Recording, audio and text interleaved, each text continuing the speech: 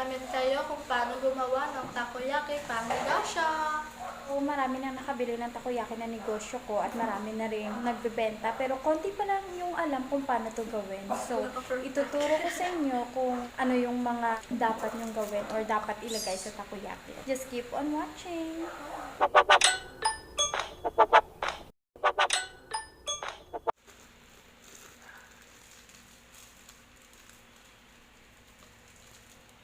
2 cups of flour na siya.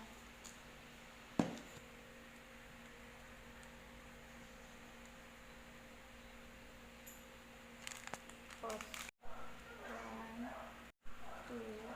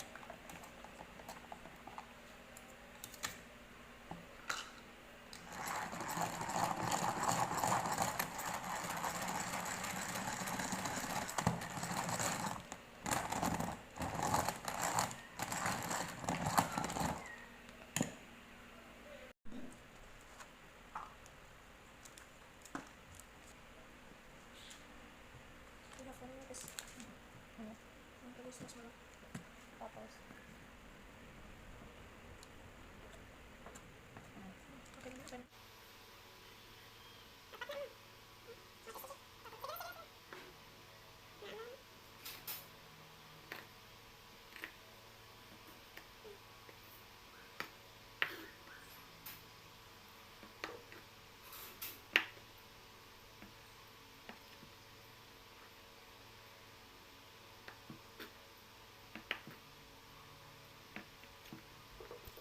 palaman ng takoyaki, pwede nyo siyang like octopus, yan yung talaga yung sa takoyaki, octopus, pwede rin carrots and repolyo, kung veggies, pwede rin shrimp. Pero yung amin kasi guys, mas matagal, masira yung cheese, so we prefer cheese. So ayan, yan yung cheese namin guys. So yung binibili namin is yung cheesy magnolia kasi masarap siya guys sa takoyaki. Yan na yung mga kakailanganin sa pagluluto.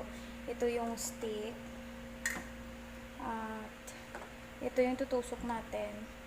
Yung stick, yung tinidor, yung palaman na cheese. Ito yung mixture, mantika. Tipid siya sa mantika, guys. So, simulan na natin ang pagluluto. So, nilalagay ko siya dito para unti-unti ko lang nilalagay yung mga holes ng takoyaki.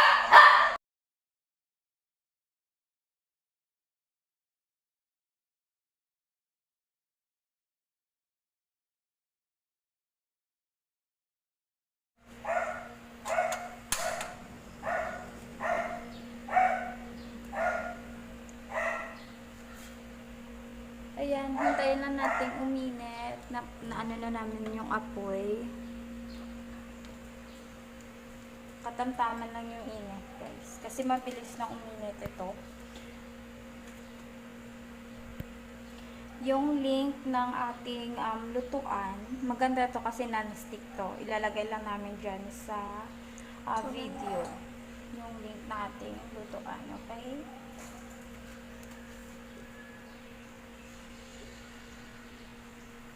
Sa paglalagay, hindi siya kailangan punong-puno guys para hindi kayo mahirapan sa hindi kayo maghirapan sa pagliso. Madali siyang ilagay. Meron kayong dapat ganito. Pichel. Dito nyo na rin i-mix para konti lang yung hugasin. Ayan, pagkatapos natin gawin yan, lagay na natin yung cheese. Isa lang. Kasi, pag malami talaga yung cheese, Parang ano din siya guys, umay. Umay pag marami ding cheese. So, creamy na yan guys Depende rin sa customers kung gusto nilang magpa-add ng cheese. Kasi meron iba na hindi sila gusto yung sobrang cheesy. Ayaw nila yung ganyan. So, gusto nila yung katamtaman. Baliktad natin. Ganyan. So, ito lang yung gagawin nyo para mapadali. Yan lang yung basic na pagluluto ng takoyaki. Lagay sa gilid. Ayan.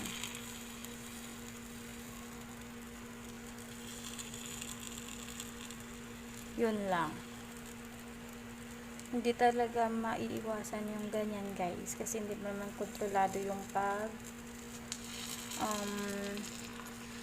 lagay mo, lalo na pagpasmado yung kamay nyo. So, pwede pa natin yung ilagay mamaya sa mga kulang. Yung mga sumusobrang ganyan.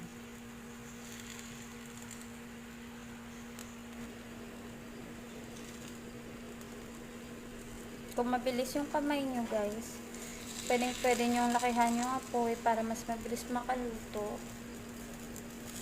Pero pag mahina yung galaw nyo, pwedeng katamtaman lang yung apoy.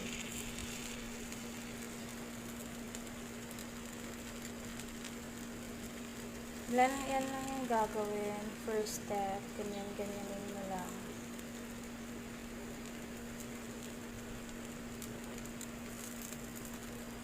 Natin ng mantika. Lagyan natin ng mantika guys. Yan.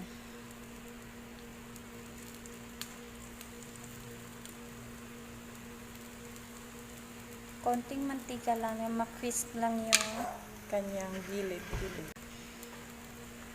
So, ayan, base dito, mas nauuna talaga maluto yung dito, yung sa gitna. So, dahil yan yung unang naluluto, yan yung una natin kukunin. Tapos, last na pag liso, ganyan siya guys. Okay.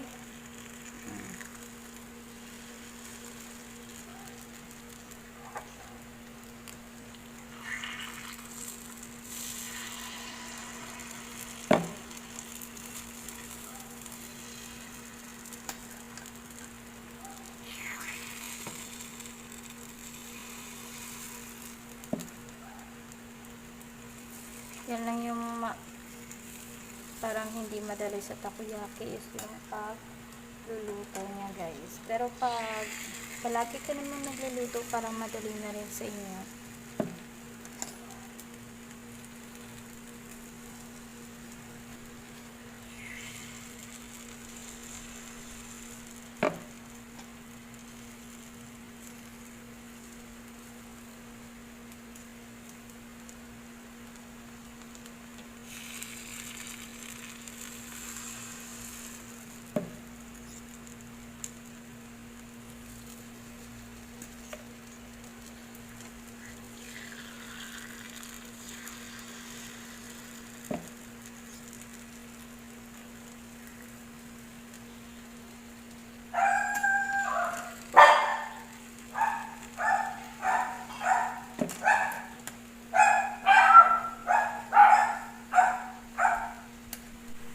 Ayan guys, yung mga excess na mga ganito yung sa gilid, ganito.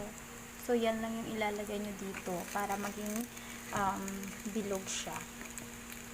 Ayan. Ganyan-ganyanin nyo lang siya kasi maluluto na yung sa loob.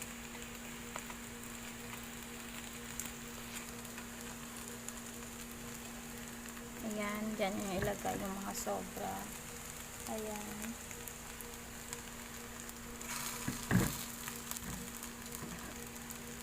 Tumagal na.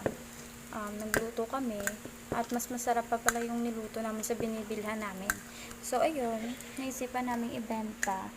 Nung buntis pa ako, nagbebenta na ako hanggang ngayon na nag-3 years old na yung anak ko. Pag may bumibili, nagbebenta talaga kami guys kasi malaki yung kitaan dito sa takoyaki. At yung sobra, hindi siya matatapon kasi kinakain din namin. Next naman na gagawin natin, dali lang gumawa ng sauce guys. So, ipapakita ko sa inyo kung paano gawin yung sauce. Tara! Tara na. Ayan guys, ito lang yung basic natin na ingredients sa sauce. Oyster sauce, brown sugar, tomato sauce, at yung nagpapalapuyot. Simulan na natin yung pagluluto. Ang importante is syempre yung tubig. Marami na sugar, oyster sauce, itong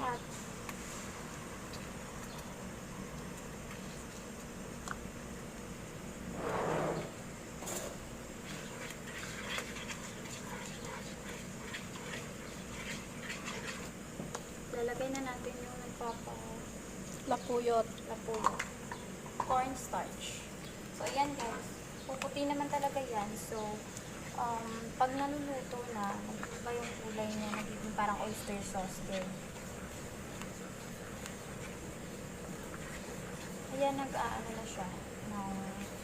Parang nag-aano na siya guys. Ang tawag yun? Lapuyot. Ano yung term sa Tagalog yung lapuyot? Ayan, hinaan yung apoy. Tikman yung sauce.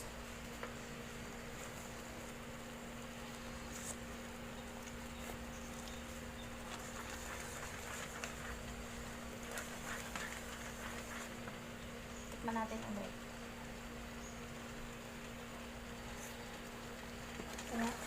Ayan, okay na to guys. Patayin na natin. So, ganun lang kadali magluto ng sauce. Sasabihin ko sa inyo kung ano yung secret, kung ano pa yung nilalagay namin sauce. Kasi yung unang-una, yung ginagamit namin is mayonnaise, diba Jade? So, Yes. yung mayonnaise, nilalagyan, parang niluluto namin ulit, nilalagyan namin ng mixture. So, ngayon, meron kami na-discover na mas masarap pala pag ganito yung gagamitin. So, kunin mo yung Jade, yung ginagamit natin, na isa pang sauce yung white.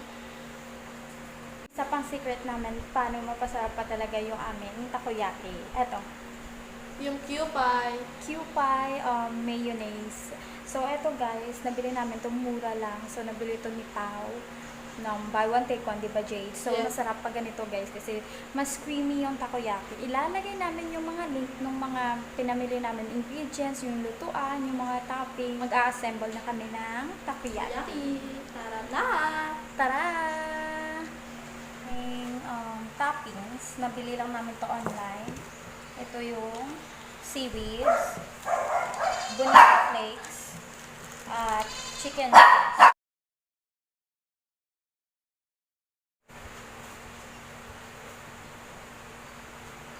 At yung favorite ng lahat na toppings is eto guys, yung seaweed. Sobrang tipid ito gamitin. Konti lang talaga yung nilalagay. Kahit maparami is marami pa rin talaga natitira. So, nabili na akin to sa Shopee. Lahat Shopee lang to guys. Ito na. Shopee lang to lahat guys.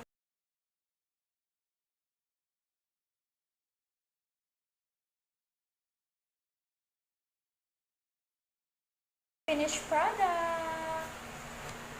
Si Jade talaga yung aking suki. So, Suki. ayan, kakainin na ni Jade. Ito yung kanya.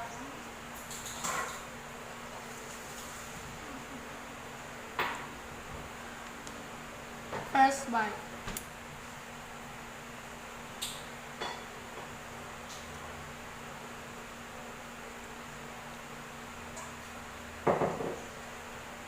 Ang sarap guys. Kaya pinapaulit-ulit namin niluluto at sinishare din namin yung paano lutuin sa inyo. So, ayan. Minute pa.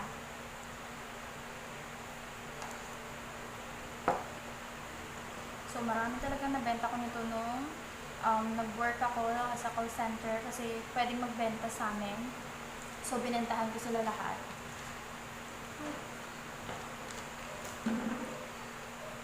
Kaya, Please like, share, and subscribe and hit the notification bell para updated kayo sa mga videos namin.